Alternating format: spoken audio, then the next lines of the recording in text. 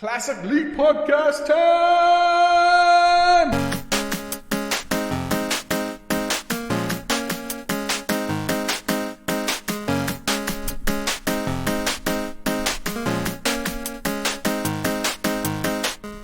Hello, everyone, and welcome to episode 283 of the Classic Leap Podcast.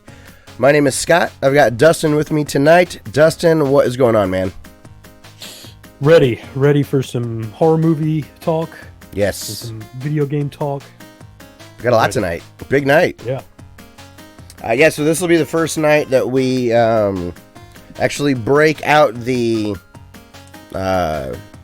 movie spoiler cast as a separate episode. So if you're joining us live, we will be taking a little bit of a break between the video game podcast and then starting the horror movie one. But last time we checked out The Void, and this month we are going to watch The Cabin in the Woods. Or we've watched it. We're just going to discuss it. Okay. So, man, before we talk about video games, and there's some decent video game news this week. How's the week been? Weird. Yeah? It was like one of those weird, slow, but fast weeks. Okay. Like, I got home and I was thinking about how I had to podcast this week, and I was like, wait, today's Friday. Today's the podcast day. Like, that is weird. But I was like, because we're 2 days later. I spent the whole day happy that it was Friday, but then, I don't know. I've just been... But then I made you work on Friday, and you're like, God damn it. No, we're recording on Fridays. Normally, we do record on Wednesday nights, so if you would like to join us in chat, we broadcast on our YouTube channel, youtube.com/classicleap, and we usually start around 8:30 Eastern Time on Wednesday nights. If you see a schedule for our Friday, we tend to start an hour earlier, 7:30 Eastern Time, 6:30 for you weirdos in the Central Time Zone. Mm-hmm. Is that what it's called? Hey, we got David. What's up, man? From overseas. It's late as hell, so thank you for joining, man. I think he's like 5 or 6 hours behind us, so hopefully we can keep you awake until we do the spoiler cast. I know he was looking forward to Cabin in the Woods, so hopefully our discussion will be worth the wait. We'll put in jump scares every once in a while. I'll just scream into the microphone as loud as I can. No, don't do that. I don't want to edit that. I don't want to do the compression. So, I guess now that the week's kind of, you got your bearings straight, you guys got much going on this weekend? Anything fun to do? Not really. We were talking before, we'll probably watch the Notre Dame game. But we have zero big plans. Nice. Me either. It's Labor Day? Labor Day. So, yeah, happy holidays to everybody here in the United States. You get Monday off of work, most likely. I don't have much going on either. So, I'll just be a nervous wreck waiting for the Irish to play Saturday night. This is one of those games where it's like, I love college football. So, is the season over after week one, or is there going to continue to be something to look forward to? It always stinks when you start off against a solid team. Who are they playing? Michigan. Oh, boy. Michigan. Okay. Yeah. So, muckfish again, like for real. So, but yeah, I guess let's jump into some news. The first bit of news this week has luckily been covered a lot. I don't really want to talk about it too much because it's very sad.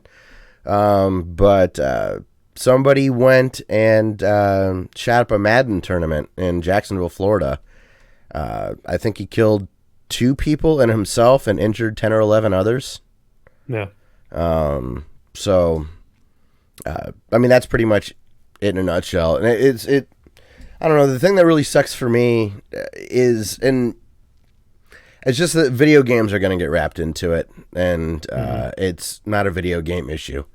It's just a cultural issue that we have over here. And I don't know how to fix it.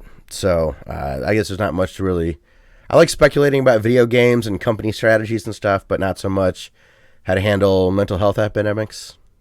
Yeah. So I guess we'll pause for a moment of silence because it's very sad, since it's video game related, definitely want to bring some attention to it. If you are curious, lots of podcasts and articles have been written about it, so you can look at the Jacksonville Madden shooting in Google and find a myriad of resources.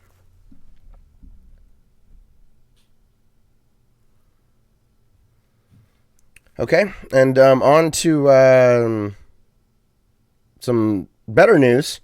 We got to sandwich it, I guess. There was an announcement, Dustin, for Streets of Rage 4. Out of nowhere. Out of nowhere. And it looks awesome. I agree with you. I was never much of a Streets of Rage guy, though. So I just like it because it's a throwback. What about you? Were you much of a Streets of Rage person? I played it a little bit here and there. Like, my sister and I would sit down and play through a few levels. Okay. Back in the day. 1, 2, 3. Which ones? Mostly 1. 4. Get your woman on the phone. Yeah, I think I might even own. Maybe I don't. I might own one of them. 2, I feel like, is the one that people talk about the most. Is that accurate? Yeah, I'd say so. Yeah. Now these are 16-bit games, and this will be a modern game, of course. But I loved the art style of it. It's got kind of an anime look. And did you see anything that it's the developer from that Wonder Boy remake that just came out? Oh, all right, cool. So they did a great job on Wonder Boy, from what I hear. Yeah. So it seems to be in good hands. But I got to ask you, if it turns out that Yuzo Koshiro is not doing the music, will that tamper your excitement for the game in any way? A little, but at the same time, if it's someone else and they knock it out of the park, like, that would be even more exciting. Yuzo Koshiro wasn't involved in Sonic Mania, and he did a lot of original Sonic music. Yeah, and Sonic Mania was excellent. Now, granted, there was a lot of my mumbling is the best of me. It was remixes of what he did, but they still got the feel right when it was a new song. Mm-hmm. I'm optimistic that the soundtrack actually will be good. So I was listening to Giant Bomb talk about it, and Jeff Gershman's like, if he's not in it, what are you doing? This is a waste of everybody's time. It's kind of his attitude. But Slope's Game Room, who you turned me on to a few weeks ago, featured YouTube channel of the week, he seems optimistic that Yuzo Koshiro will be involved in some capacity. And what's funny is Giant Bomb's assuming that he's not involved. Slope's Game Room's assuming that he probably will be involved. And this is all based off of reading the same tweet from him. Something to me that just cracked me up. Like, it's like that picture that's an old lady and a young lady, but it's the same drawing. Yes, that's a really good. Yeah. 2 interpretations of the same thing. So, this will be definitely a price point important purchase for me. Mm-hmm. It's got to be $10, or it's not going to get me because I didn't grow up with it. But if it's $10, it's going to be pretty hard not to take the plunge. What's a price point that'll make it so that it's kind of a no-brainer for you? If it was like a $30 or $40 physical copy, okay, I'd be down with that. That would be a really smart way to handle this. I thought the music in the trailer looked fine. I mean, it's very 90s, very like early 90s.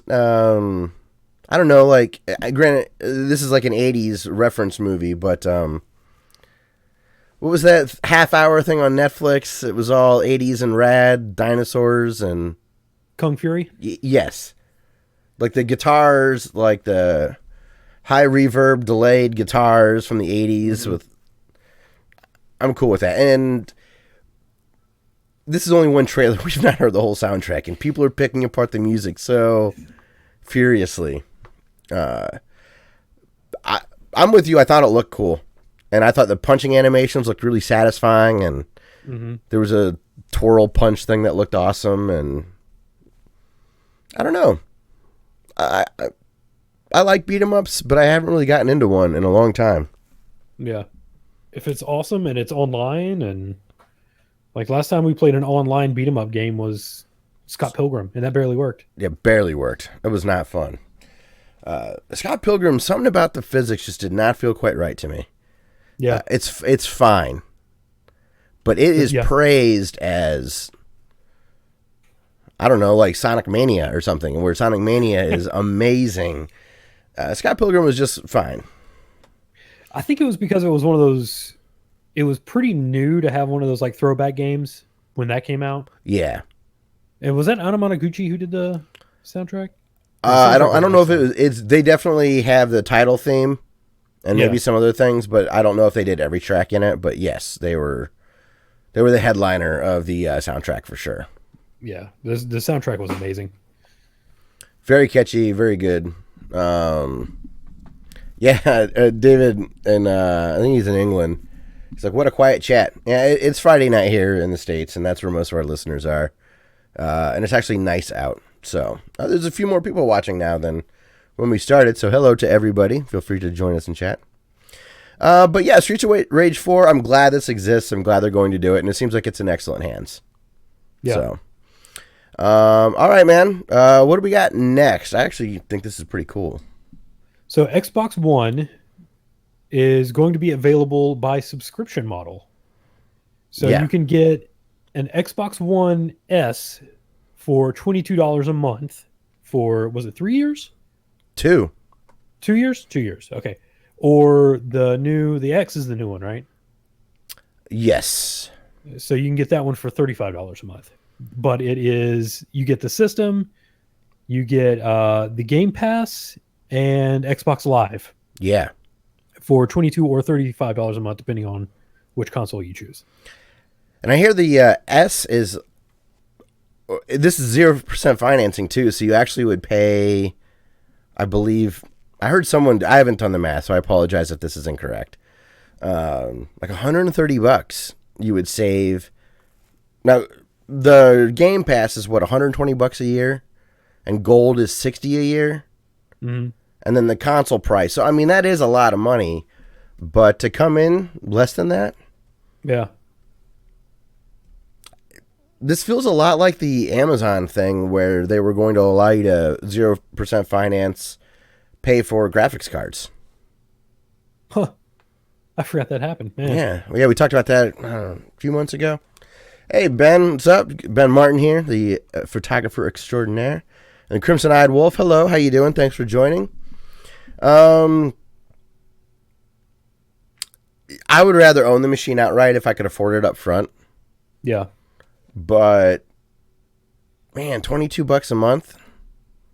If you're in college, that seems more reasonable. Mm-hmm. This is a good, Christmas ploy to kind of try and convince your parents to invest in. That's not a bad idea either. Yeah. You do keep the system when it's done. It's not like you're renting it or anything like that. It's like a leased. Yeah, it's not a rent. It's not a leased car or anything like that. Ben just says, I recently successfully got my Game Boy Color to control my LCD TV. Well, why don't you spam us and chat a little bit to tell us how the hell you did that? Because I'd love to talk about that. That sounds awesome. I like the idea of this kind of a service, and I think it's smart on Xbox's part to try to get people used to a subscription service for... Yeah. That's a good point. And what if then this rolls into the next time there's a launch, in a couple years, if you're just used to your $22 a month for the mid-tier, either the streaming one or the local one, you just kind of keep it rolling. That's I don't know. Even if you're on an extreme budget, $22 a month is really feasible. That's really low. I'm using that price point because I have the S, and I think it's a great system. Yeah. And Game Pass is really good. They just added the Master Chief Collection to it. Mm-hmm. The new Gears of War that's coming out. You can play the new Madden. I know that Xbox is definitely lagging behind in the first-party things as compared to PlayStation 4. But, man, super affordable. What? Yeah. Man, technology's cool. You can get a Netflix account and an Xbox One S for like $35. So you have a tremendous amount of entertainment on a really small budget. Yeah. That means you could play Fortnite and Halo, and the Forza games are in there. Gears of War. Well, I guess you'd also need an internet connection. But that's true. But that's getting so ubiquitous. It's kind of like almost like having plumbing. It really is getting to that point. Yeah. And even if you have a slow connection, because of the way that Xbox handles the Game Pass for now, you do download it. So you could still get the games to download overnight. You know what I mean? Yeah. So, Zarek, what's up, buddy? How you doing, man? It's good to see you. Zarek is about this close to passing us up on subscribers. Well deserved. Yeah, right. I've not checked, but soon he'll be throwing even more pity our way by sending subscribers over. When we'll never be able to not stream at night. We can't conflict. Right. We got to give him the daytime. It's just how it is. Zarek owns the day, we own the night. Yeah. That's fitting, though, Mr. Horror Guy over here. That's right. So Ben says that Mission Impossible Game Boy Color cart has special features. Yeah, but so Ben, you got to tell me, are you running this like the Game Boy Color through some sort of like Raspberry Pi or Arduino interface or something? Or does the cart have like is it like got the remote control RF thing? Or the infrared thing, whatever it is? Yeah, that's what I'm thinking. That's rad. It's like the Game Boy cart version of the Talk Boy. Did you have one of those when you were a kid? No. Oh, I did. I thought the commercials were awesome. They were so much fun to play with. Like, it was stupid, but okay. He says it has a menu feature that allows you to use the infrared transmitter receiver to learn and store signal patterns from a remote, just from the Mission Impossible cart. That is so great. That is so great. Ben, bravo. We gotta bug Lazy Game Reviews to be like, dude, we got the ultimate remote control for you. Yes. CDI is controlled with a remote control, isn't it? I think so. How awesome would that be? The CDI sucks. So yeah, that would be silly. Awesome, yes. If silly is awesome, 100% amazing. I like the idea that this is functional. You can turn your TV on or off or change the channel or whatever. Yeah. That's great. Very clever. Very fun. Zerk says, well, at least you can say all kinds of cool Batman lines if you are nighttime based. That's true. Yes. I just saw I've seen it before, but the Michael Keaton giving a speech at a college, like one of the guest speaker things. And he ends the commencement speech with I am Batman or whatever. It's like, yeah, that's awesome. Ben says you'd be the coolest dude in 1996. I think you'd be the coolest dude in 2018. Yeah. Oh, with the CDI, he says. Okay. But yeah, I mean, if you're out there and you're on a budget where $35 a month could get you Netflix and a tremendous gaming library with an updated system, bravo, Xbox. I like that Microsoft is straight up. They're not even being shy about it. They're like, we want you buying our software. We want you subscribed. We don't care. You can play our new games on PC.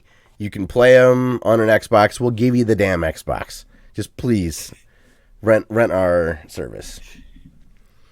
It's going to turn into those Dollar Shave Club. That's what all video games are going to turn towards. But that's absolutely their goal. Yeah. Maybe hey, Microsoft, we're talking nicely about you. If you'd like to sponsor the show in the future. Yeah, right. Wouldn't that be funny if Xbox is just advertised everywhere like Audible and Dollar Shave Club? Use special code C720. Get 20% off your first 3 months of Xbox Live. That's cool. Next up, this is an article from The Takeout, which, based on their interface, is probably owned by the same people that own Kotaku. Just gonna make a guess there. And 20 years ago, this would be the weirdest headline. You're right, but today it's absolutely like, of course. The Last Blockbuster is getting its own beer. 10 Barrel Brewing Company, which I'm guessing is their name because they started off with a 10-barrel operation. They were purchased by Budweiser a couple years ago, and they're doing something fun. On September 21st, they're going to have a party at America's Last Blockbuster, and they have made a special beer with the Budweiser label or the Blockbuster label on it. It is a Sinister Black Ale, which I've never had. I've had black ales, but never Sinister, so I don't know if Sinister's like the name or the type. I'm pretty sure that was my D&D character when I was a teenager. Sinister Black Ale? Yeah. That is a good name. That's a really good... I'm going to have to go change that to Steam real quick. They say it's a... Oh, okay. It's a black ale with nuances of red licorice. Bravo. Okay. That's awesome. Yeah. Like, it is full-blown Blockbuster. And the press release says that it pairs perfectly with buttery theater popcorn from and your favorite movie size chocolate with a light body, smooth finish, and hints of nostalgia. But Ether, what's going on? I don't remember if it was Ether or Vepper, but I did go and look up the Arizona Haboob. What a great name for a storm. But man, I think I was telling you, I don't remember if it was on cast or not. Like, what an ominous thing. It'd feel like the wall from Game of Thrones just like charging at you. Like, oh shit. That's wild. Let's see. 10 Barrels has 6 brew pub locations, 2 in Bend, Oregon, which is, I think, where this Last Blockbuster store is, which is probably why they're stepping up. 1 in Denver, 1 in Portland, 1 in Boise, and 1 in San Diego. GameCuber, good to see you, man. That's fun. That's all that there is to it, I guess. Yeah. I know you're not a drinker. Would you take a sip of it? Would you give it a try? No. I would, obviously. But, like, even if I wasn't a beer guy, I might be like, you know what? Yeah. I'd want to see if there really is the licorice flavor in there. Yeah. Just out of curiosity. Ethan says Elder Scroll Blades comes out tomorrow. That's not that card game, is it? What's Blades? Sounds like an iPhone game. It does. I don't know. So I guess keep an eye out on your local digital purchasing store for Elder Scroll Blades. I played a little bit of the ESO. Maybe it's steak knives. It's literal blades. All right, okay. I'm on board now. I would get those. Yeah. I'd feel like a shaped like silver daggers. Yeah, I'd feel like a poser, but I'd get them. Yeah, they would be shaped like daggers. That'd be cool. So yeah. Okay. Next up. This is amazing. Yes. This is a game that I want to play right now. Unfortunately, it doesn't actually exist. Yeah, if you're subject to or you're prone to video game blue balls, do not watch this trailer. Yes, exactly. It is the creator of Owlboy created a trailer for a Chrono Trigger sequel. And it's the one it's called Chrono Break, which was the expected term title that they were Square Enix was going to use Okay. for the sequel to Chrono Cross. But holy cow, does it look awesome. So good. Like, I would pay $70 for this game. Yeah, absolutely, man. Like, full price. Just let me have this game. You know, and it's in the like kind of fancier 16-bit graphics. It wouldn't be 16-bit technically, but it looks like, you think like Neo Geo, yeah, like that pixel art. It's clearly still pixels, but I mean, they show Robo and Frog in there, and it looks gorgeous. He's got a real subtle remake of the second best song in the game, the Corridors of Time or whatever. My favorite song is at the very end. It's like, you go through the different boss iterations or whatever at the very end. So it's like a big boss that you fight before the final boss. Mm-hmm. And it has like the cheeriest, like, you just can't help but get like super pumped up when that song comes on. Yeah. But man, I mean, the fact that he even picked like really my favorite song. I only say second best because of if it wasn't for the fact that it was in a boss fight to get you all pumped up, like, oh, this is happening, we're at the end of the game. But Corridors of Time is my favorite song, so he like redid that for it. I guess he's done other games as well. This is the only one that I've seen though. Yeah. It's great. Hey, Jimson, good to see you again. Ether says that it's a Skyrim equivalent of like Fallout Shelter. I've heard that Fallout Shelter games are addicting. A lot of people like them. Yeah. I've never considered giving it a chance.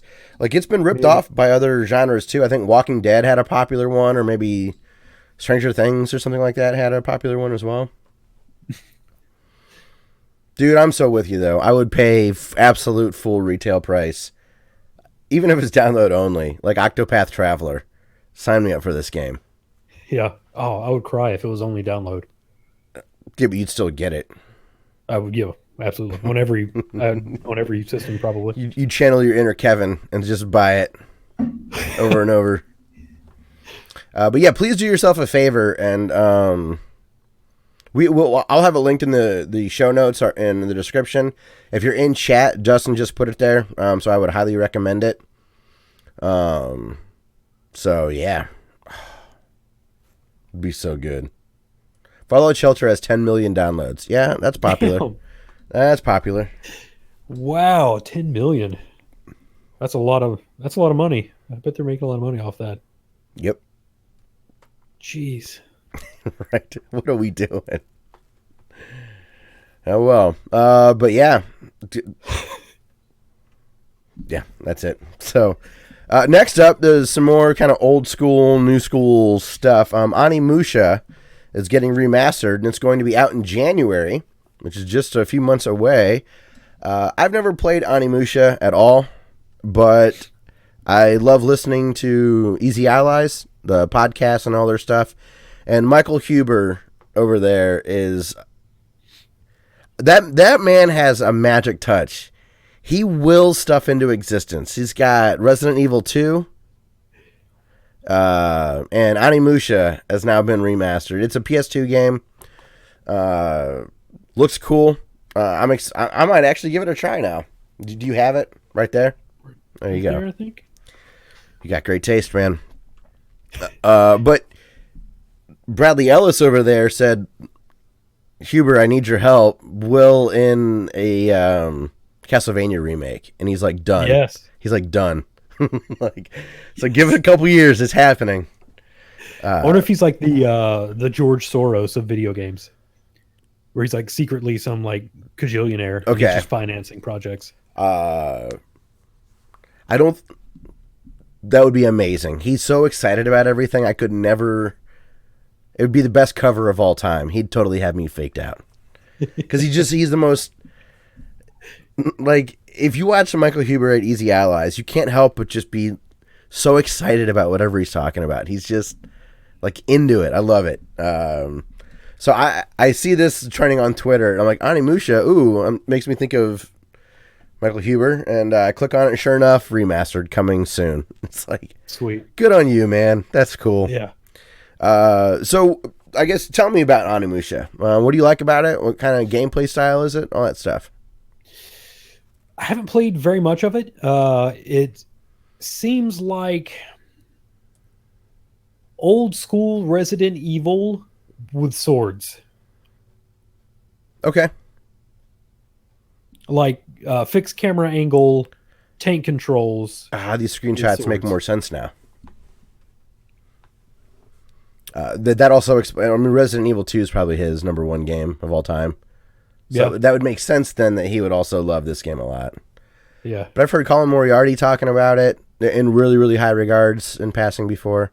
It's just one of those games that I just totally missed out on, and it's because I didn't have a PS2. But even back then, I don't think I would have been attracted to this. We should mention platforms: PS4, Xbox One, Nintendo Switch, and Steam. So pretty much all of it. Yeah, that's great. Which is excellent. So, we'll have the link from Capcom's Unity website. It looks like it was announced. It looks really nice. I mean, it doesn't look like a PS2 game. It looks like they did a nice job with it. So, good on you for everybody that is out there excited for Onimusha. Next up, just want to make a quick mention. Did you ever play Dragon's Quest or Dragon Warrior on NES or anything? On the NES, I played through the first 4. Oh, wow. I played a little bit of 8, but I lost interest in it. Okay. But yeah, 11. It's getting amazing reviews. I saw, we don't have a video link for it, but Happy Console Gamer did a review of it. And watching that video, I was like, dude, this looks awesome. I thought it looked really cool too. It's like they really radically changed it. Like I feel it looks like I showed Solly it because I was like, dude, do you think you'd want to play through this? Because I want to play through it.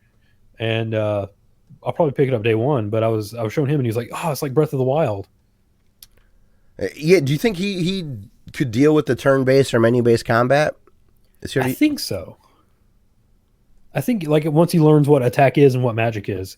See, I think if I had an adult show it to me, I would have understood the strategy. I think I would have really liked it as a kid. I was just turned off that it felt jarring to me whenever I ran into it when I was younger, and I never gave it a chance. Yeah, but it looks awesome. It's like open world. It looks you can ride horses, and it's all 3D, and you're running around. It looks great. Yeah, I was hearing Jeff Gerstmann talk about it, and cynical Jeff Gerstmann was really impressed by this game, and I really liked the idea of the way they've handled the random encounters. I forget exactly which podcast I was listening to, but it sounds like they've done away with the random encounters.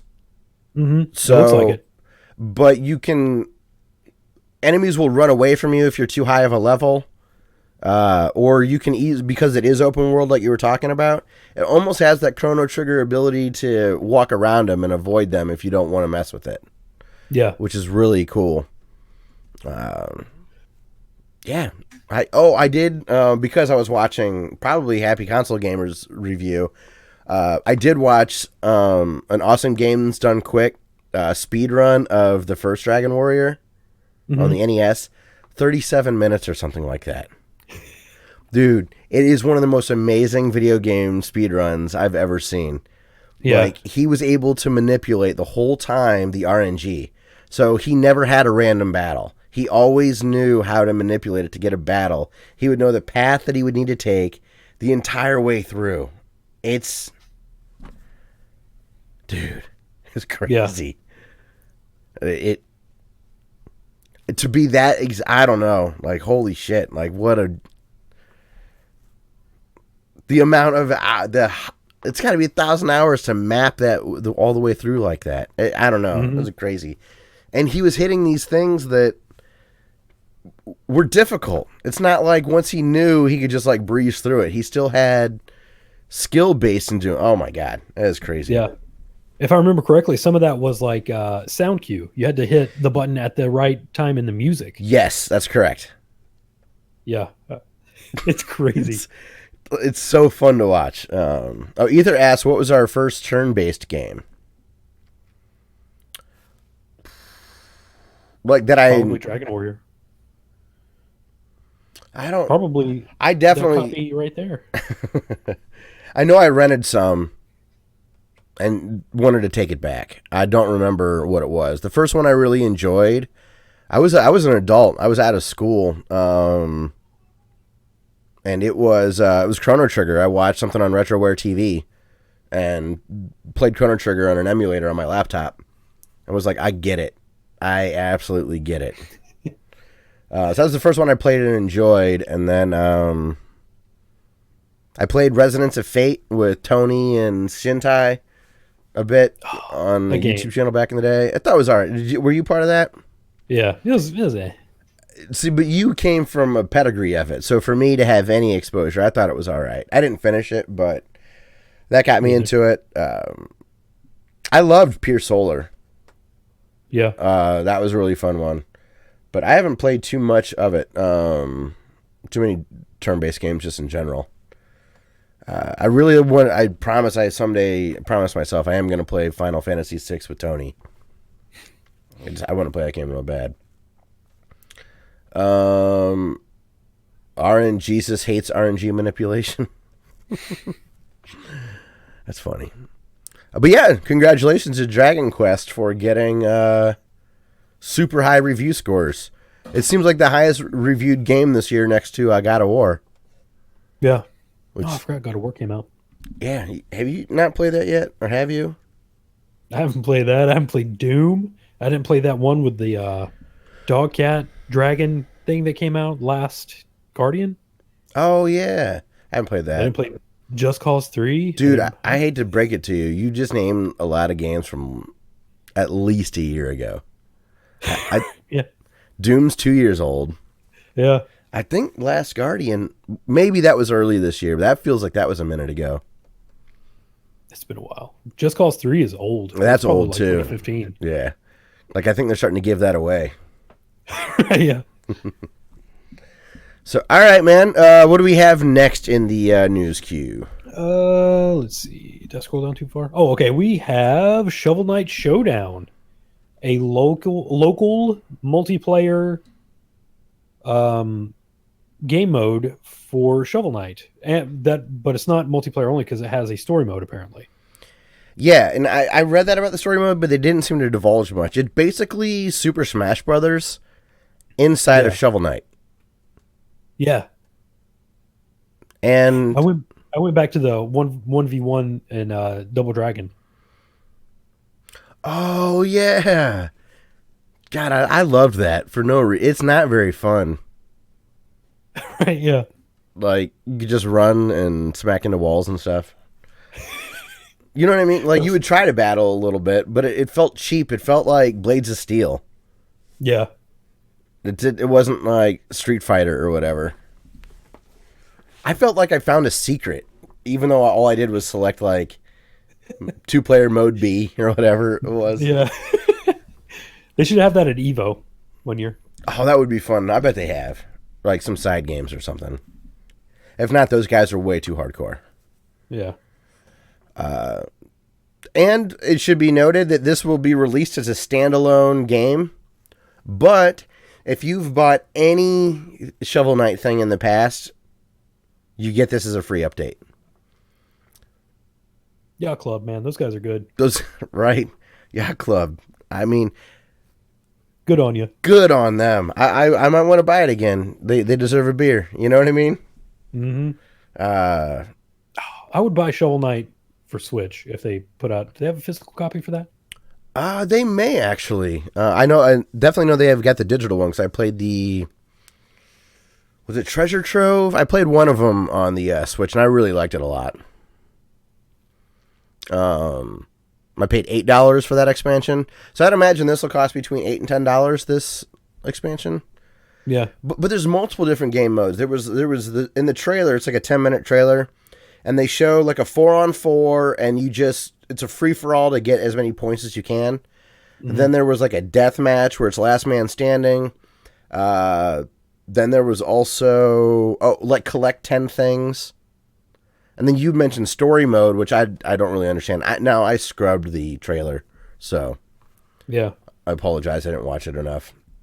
I read the bullet points, but there was one bullet point on the quest mode. Zarek says, is Shovel Knight going to be on Smash Brothers? I'm pretty sure, yes. I think so. That Shovel Knight is in the game as well. Right, Smash Brothers, not just this like thing. Pretty sure about that. Yeah, good on Yacht Club. They just, I don't know. It's fun to have a company to root for, as weird as that sounds. Yeah. But they are doing it in such the right way. It's insane. Yeah. Have they made anything other than Shovel Knight? Yacht Club? No, because it was the guys that broke away from Way Forward. That makes so much sense. This is their first game. Oh, also to be pointed out, Jake Kaufman is making some new music for it as well. Ooh, so he came back to do some new stuff because I think he didn't do some of the music for one of the expansions. I might be wrong on that, but yeah, he was in the press release, which is badass. Either says Smash should bring Waluigi. I bet Waluigi is going to, because it's such a meme now. I bet it's like day one, like. They keep it under wraps intentionally, and everyone's going to get the game home, and Waluigi's just going to be there, and it's going to be their, like, snarky way of saying fine. He should get his own Switch game. I'd play Waluigi game. Yeah, Waluigi's Mansion. Okay. Waluigi's Wanshin. Okay, what do you do in a Wanshin? You release ghosts to haunt the place. Okay. And then you got to go catch them from other places. Yes. So it's like he's like a Ghostbuster, but he's not trying to help other people. He's trying to hoard ghosts to screw over Luigi in the mansion. Yes. All right. We just made this game. Like, we know how to do a good Waluigi game. If anybody says it can't be done, you'll say, au contraire. Science. We just proved you wrong. Yep. Yeah. David says, would never pay money, but don't like to cheat. Post a link in Discord. Wait, what? Oh, for Fallout? Oh, gotcha. Fallout people. I guess Fallout Shelter, we got 2 of the 10 million here in chat. Like, I feel like I've reinstalled Rocket League because they're like, want to trade? I'm just teasing. I like it. Yeah, Waluigi's Mansion. In a Mansion. Yeah, I'm digging this. That's fun. So, okay, the last story, we got some bangers coming out for PS Plus. Yeah. Oh, do want to mention, sorry. Cyberpunk 2077. Dustin has not watched the 40-minute gameplay demo. I watched parts of it. Very impressive, but we just can't talk about it. So, want to mention, in case you being a Cyberpunk nut, I'm sure some of our listeners may be expecting you to talk about it. Dustin hasn't and may not. It's very impressive, though. If you go to the Cyberpunk 2077 YouTube channel, anybody out there, and you haven't seen it, it is quite impressive. That's going to be a big game.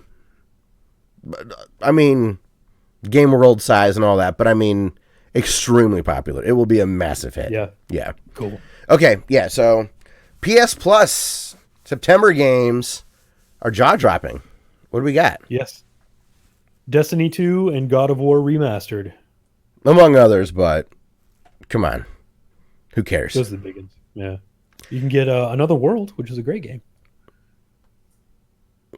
Every time you've mentioned that game before for some reason, and it puts that Different World theme song in my head. That like 90s like Cosby spinoff. Yeah. With Dwayne Wayne. The flip up glasses. Yes. Yeah. I thought you were gonna go with the girl that married Lenny Kravitz, Lisa Bonet. But yes, Another World is not tied to that in any way. It's cross-buy with PS4 and Vita. But yeah, Destiny 2, man. Not the expansion. I think there was 1 or 2 expansions out for it.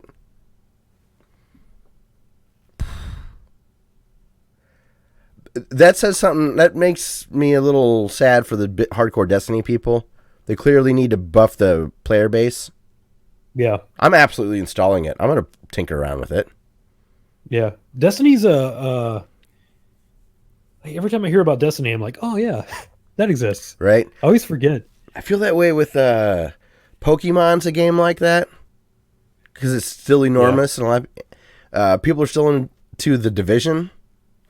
Rainbow Six is another one where I'm like, oh, yeah, so that's a big thing. Yeah. And Destiny 2 is definitely one of those. I have a Destiny PS3 or PS4. I'm morally obligated to download it and install it, right? That's true. It does feel good. Like, it's fun to play. I'm terrible, but it's fun. Yeah. And God of War 3 remastered. It was 3. I'm sorry. I had the show notes wrong. Yeah, I'll play God of War 3 remastered. Mm-hmm. Some of it. That'll get the install. Play it up to the part where he gets angry. Okay. How many seconds into that first cutscene is that? I think it's immediate, right? It's got to be. You hit start. You just you get a trophy. You make Kratos angry. Yeah. Get trophies. I understand why people like them. They could totally just be gone for me. Yeah, I don't. That's cool. These are big games. Mm-hmm. God of War 3 makes a lot of sense. There's a lot of people like me that have only really played the first one. The brand new one. So it's cool to give an opportunity for people to go back and dip their toes into, the roots of the series. I think that's really fun. Yeah. And as far as correct me if I'm wrong, but God of War 3 is really good, but people complain that it was just more God of War and they were kind of burnt out on the series. That sounds right. Because it was the same gameplay engine as the first one. I think this is really smart on Bungie's part to do this with Destiny. Not just to get a bump in player spikes, but if you can get people to own this part of the game, they probably will be able to get people to, like the first hit's free. So they'll be able to get people to buy the expansion. Yeah. Get them hooked on it. I like it. David also said, going back to Waluigi, when he played Mario Kart, mostly he was a Waluigi guy. I always liked Wario because he was big. I always played as Yoshi. If it's 64 or NES SNES, yeah. But that was back last time I played as Yoshi. He still sounded like a vacuum cleaner. So. In 8 and 8 Deluxe, I really like Wendy, the little pink, like, Koopa kid or whatever. Mm-hmm. Or Koopaling. Oh, yeah. She's great. Yeah, she's great. She's who I beat the game with. Are all the Koopa kids in there? Yes. I think so. Iggy. Iggy. Who's the big blue-haired guy? He's in it. Ludwig? I was going to say Bach or Beethoven or something. Yeah, it was Ludwig. Yeah. The big dopey guy. I think all of them are in there. Roy Morton? But they're not Koopa kids anymore. You know what? I couldn't name them all. So. How many were there? I thought 7 or 8. Because you fought Bowser at the end, right? Oh, yeah, so it'd be 7. But they're not kids anymore, right? Like, lore-wise, didn't they change that after 3? Oh, man. I thought they might have messed with it somewhere. Because it really matters to know that. Yes. I think that's going to do it for video game news this week. Really fun range of news. Old stuff coming back. Big games coming for free. Awesome updates. A lot of cool stuff this week. So thank you, video game companies out there, for giving us some fun stuff to talk about. Yeah. All right, man. Well, it is now time to talk about our YouTube channel of the week. YouTube channel of the week. Week. Let's go. Did we do drum dumbs yet? I can't remember. I don't think so. Okay. It doesn't matter, because we're going to go with Sam Griffin Guitar. Ooh, okay. This is a guy who does acoustic covers of different video game songs and anime songs. Okay. And he's exceedingly talented, and he also will... It's not a one-for-one where he's playing exactly that song. He throws some flair into it, some personality. Cool. Like, he kind of plays it the way he would want to. Yeah. And he has done a million songs. Like, the one I have here is Wood Carving Partita, which is one of my... It's probably my favorite song from the Symphony of the Night soundtrack. It is the song that plays in the library on the harpsichord.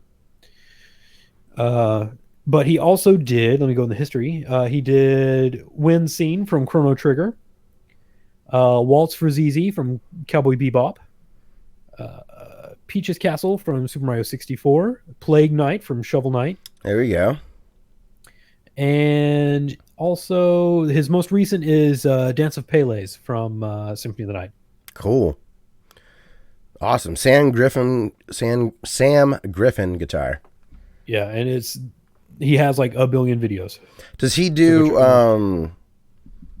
like Banjo Ollie or Smooth McGroove, where he has multiple instruments, or is it him one take just playing? Him one take just playing. Oh God, I'm so jealous of people like that. That's so cool.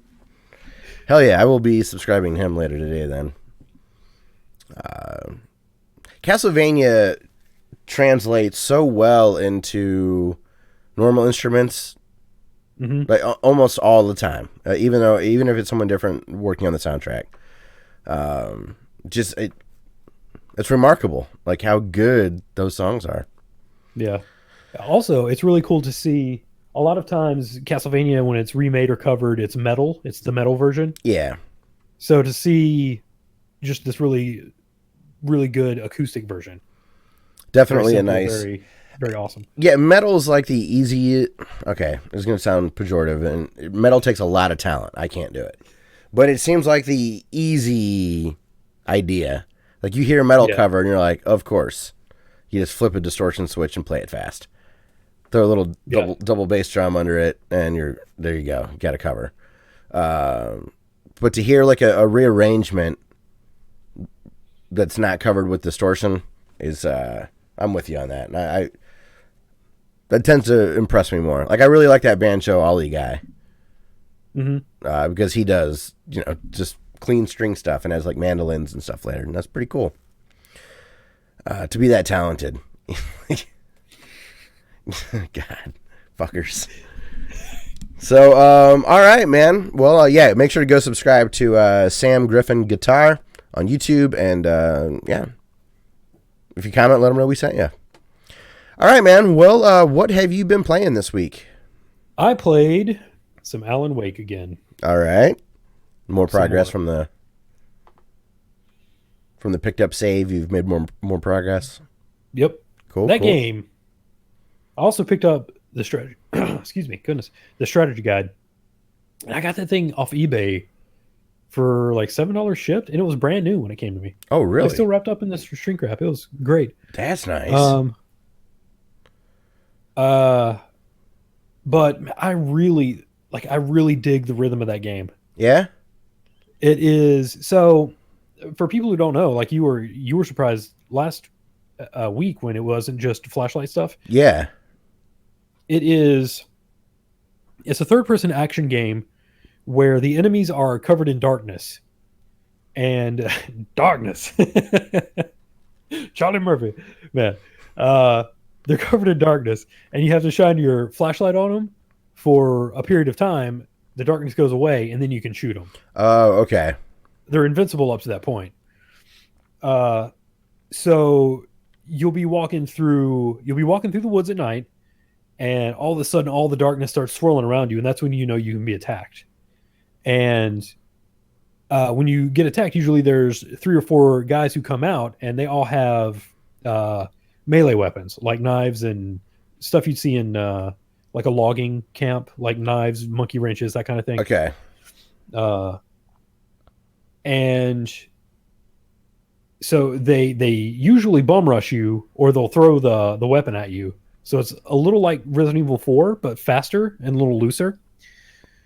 And like it feels so cool to, if you shine the light at them, they usually like cover their eyes and pause. So if they're charging you, you can use that. But also you'll have 2 guys, like 1 or 2 guys charge you, and a third guy will always go around you and try and flank you. Really? So you really have to do crowd control. And your dash button also is your dodge button. So if you get into the rhythm, get into the flow of it, you'll hit one guy with your flashlight who's charging you. His darkness will go away, and you shoot him twice. He dies, and right then you have to sprint, and usually it times perfectly so that when you hit that sprint button, you duck under the guy who flanked you. Oh, rad. And you can dash away and create space and start working on the other guys. That's smooth. I don't know. There's something about me having a hard time believing a 360 game will feel smooth now, even though I own it. I got to reinstall it on Steam. I've got that and really the Nightmare expansion thing or whatever. Yeah, good. So, yeah, I definitely need to do that. You said it's not a very long game, too, right? The original game, I feel like it's maybe 12 or 14 hours. It depends on how much you want from it. I want to get to credits, man. You know me. So maybe like 8 to 10. Oh, if you sit around and listen to like all the radio stuff and watch all the TV stuff, and you're looking for all the thermoses and the manuscript pages, probably 12 to 14. Okay. That's totally reasonable. Yeah. Either said he just started playing Shadow of War by Monolith. I love Shadow of Mordor. And now that they've stripped out the loot box stuff from Shadow of War, I've got that on a wish list. If I can get it for like $20 or something, maybe a little less than that, I'll definitely play it. And Jimson also mentions Fear 1. Have you ever played Fear 1? Yeah, Fear 1 is awesome. Yeah? That game is excellent. I hear good things about it, but, I'm a wimp, so... And Either also started playing Persona 5. I'll see you in 95 hours. I hear Persona games are awesome. Never played any of them. I saw like a little bit of gameplay, I think, from Persona 5, and it looks slick as hell. Yeah, it seems slick. It seems easy to get invested in the characters, and yeah. And Left 4 Dead. I've never played Left 4 Dead 1, but I've played a lot of Left 4 Dead 2. Yeah, we played some of that for the channel, I think. Oh, that's right. Yeah, absolutely. That's right. I'm terrible at it, but I like it. It's nice because it runs well on pretty much anything. Your refrigerator can run Left 4 Dead 2. Yeah. Fear. But going back to Fear. Go back to Fear, yeah. That is, speaking of rhythm, that game, it has like a slowdown mechanic, like Max Payne or like bullet time mechanic. And you can just, oh man, in the slowdown, like everything is bigger. Like you can see like your bullets flying, and like when you hit enemies with grenades, they just go like they're all over the place. Like, man, I gotta spoil something for you about 2077. Okay. They absolutely have a bullet time mechanic in there. Oh, I thought about you immediately. I'm like, Dustin's gonna be so goddamn excited about this. It didn't seem big, but I was watching it, and the second it happened, I'm like, oh, Dustin is gonna love this.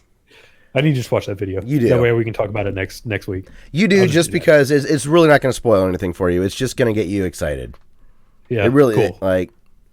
it's worth watching. It's just an incredible display of the technology. CD Projekt Red, it's amazing. It's really cool looking, and it feels very alive. Cool.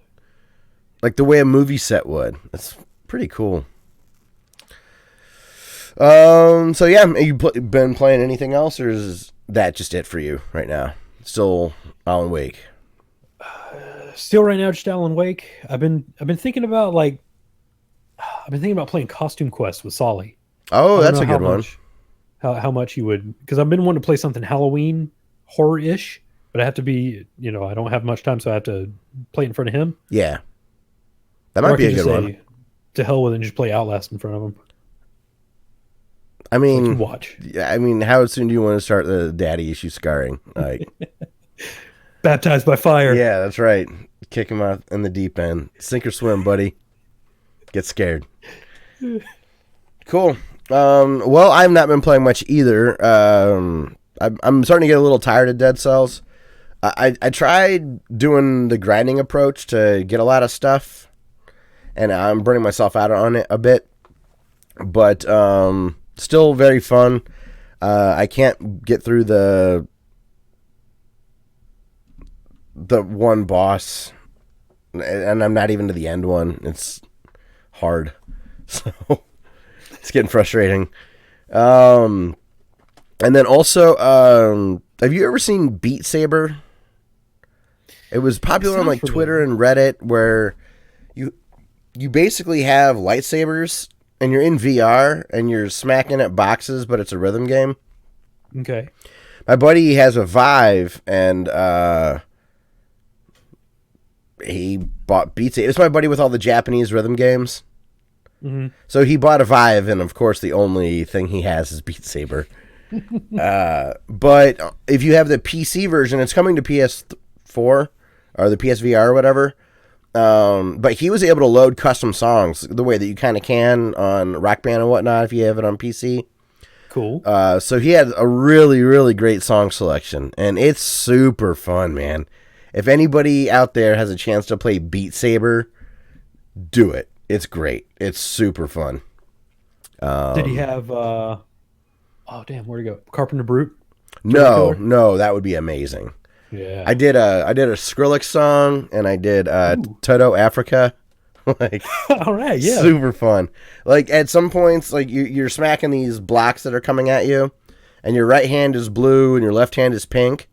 So you have these, and there's little arrows on the block, so you see what side of the block you need to strike in order to get a hit for it. And sometimes the blocks will cross, so you'll get pink on the other side, so you'll need to hit it with the pink saber. Mm-hmm. So that gets your mind all twisted, which is really satisfying when you pull it off. And then sometimes walls will appear, so you need to like move to the left of the wall and still hit stuff or duck under it. It's really fun. It's a very, very, very fun thing. It's my first time using a Vive, and it's impressive.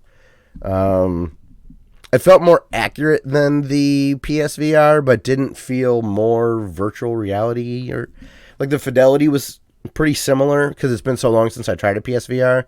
But like the movement fidelity felt way more impressive on the Vive. So that's cool. All right, that's going to be it for news and what we've been playing and all of that stuff. Either says play Beat Saber with Despacito. I think Reddit guys would come through the walls and like rip your hands off. Yeah, so let's get to some feedback from last episode, comments and all that. That's what I didn't have up. Comments, and then we're going to take a small break and then start our spoiler cast of The Cabin in the Woods. Do you want to get to David's comment? Helping us with degrees Kelvin. Do you see that one? No. What episode are we on? It's under podcast record live. I think he commented before I changed the episode title. He dusts off the actually glasses for us. He goes, actually, the pronunciation degrees Kelvin seems to be legit. Nothing wrong with it. Have the classic wiki page with a winky face.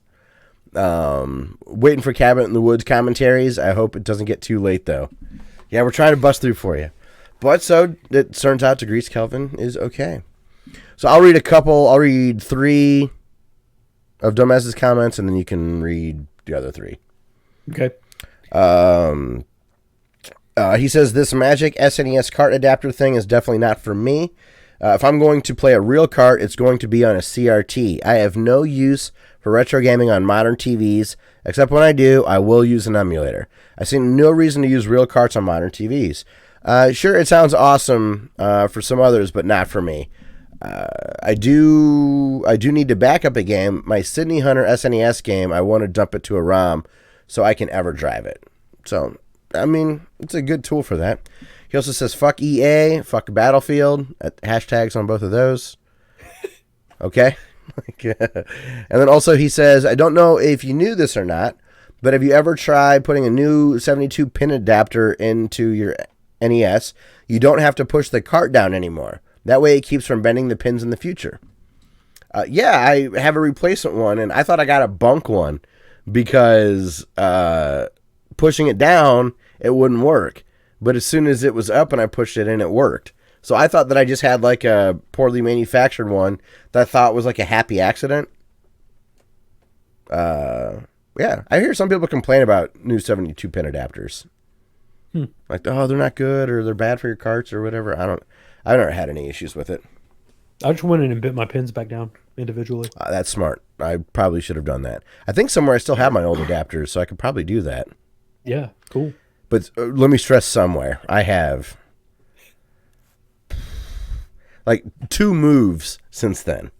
I can't picture me throwing it away, but you never know. It's probably in that desk behind you. Could be. You should open the drawer and there it is. Could be. Sometimes stuff like that happens. Okay, what do we got next here? All right, Demis says, you guys didn't say degrees Kelvin. I was just clarifying. Also, 1K is exactly the same increment as Celsius, 1 Celsius. Oh, okay. There you go. Cool. Yeah, the comments did that thing where I didn't see David's comment at first. I had to like do newest first, and then it popped up. Why does it do That's that? why I was so confused. Yeah, it's dumb. Demez is channeling his inner Thomas Dolby. He says, science! The mole, Avogadro's number, 302-000-000-000-000-000-000-000. It's like 3.02 times 10 to the 14th or something like that. I forget exactly what the mole is. But I remember... Shut up. Sorry. I don't know if that's being picked up on my mic or not. I guess I'm a popular guy on a Friday night. Yeah, some kids in my chemistry class could never understand, like, grasp the concept of converting different things to moles so that you could do the equation. It's kind of abstract, but not that abstract. So, okay, and one other comment. Demez thinks there's nothing wrong with talking in third person. I was listening to that podcast today. Sure enough, like, dude speaks in third person unironically all the time. And now that I'm aware of it, like, I can't help but be hyper aware of it. Right? Yeah. It's like, otherwise I really enjoy the show, but it's like, dude, it just makes you sound so into yourself. It makes me want to punch him. What are you going to do? So, yeah, I think that's going to be it for the show this week. Also, shout out to Kevin if he's still listening to this episode, or in the future if he's ever catching up. He tweeted us that he couldn't find his copy of Splatterhouse after pulling his 360 out to play Splatterhouse. So, oh, no. Our thoughts are with you, my friend. Yeah, no joke. That's going to be it for the show. Any other final thoughts before we cut to a break and then come back in about 10 or 15 minutes? Man, if you can't find it, I will send him a copy. They got to be cheap. Yeah, right. I thought the same thing. Like, you'll get the classic lead version. have the C7 magic. We're serious. We will send that to you. Or seriously, we'll have we'll autograph a copy. Don't ruin it. So yeah, we want to thank Ben Landis for letting us use his song "Through the Forest" as our intro music, and for Cubby for being cool and having Creative Commons for all of his music. So the outro is that you hear if you're in the audio version. It's a little snippet from Tidal Force. Yes, a tidal wave. Hey, see you, Ben. Thanks a lot for stopping by. Also, yeah, shout out to Dave. Shout out to Ether. Zarek, always a pleasure. GameCuber. Jimson, it's great to see you back. Hopefully Crimson-Eyed Wolf stuck around for a bit. Always fun to see everybody here. If you'd like to listen to our old shows, they're available on our website, classicleet.com. That's classic L337. Any of your podcast catchers or apps will have us. But Apple Podcasts, Google Play, SoundCloud, all that fun stuff. If you like the show, please leave us a review if you can. That helps us out a lot. And we have social media that you can interact with us at. That's our username is @ClassicElite on Twitter, Instagram, Facebook, YouTube, and SoundCloud. If you buy digital games through our store at Amazon, we'll get a commission from it. So please consider doing that through our referral links in the descriptions. Or you can go to Amazon.com/shop/ClassicElite. So yeah, that's going to be it for the show. Please stick around if you can. I know poor David, it's 3 a.m. for him, so that sucks. But yeah, we're going to start the horror movie spoiler cast where we're going to talk about The Cabin in the Woods this week. So yeah, I wanted to thank everybody very much for listening to episode 283 of the Classic Elite podcast. And we'll see you next week for episode 284. Boosh. All right. So yeah, thanks everybody. I'm going to shut down the stream for about 10 minutes because that's going to make it a lot easier for me to, I won't have to re-upload it myself. It'll just be there on YouTube, and then I'll put it in the feed. So we will be back in just a little bit.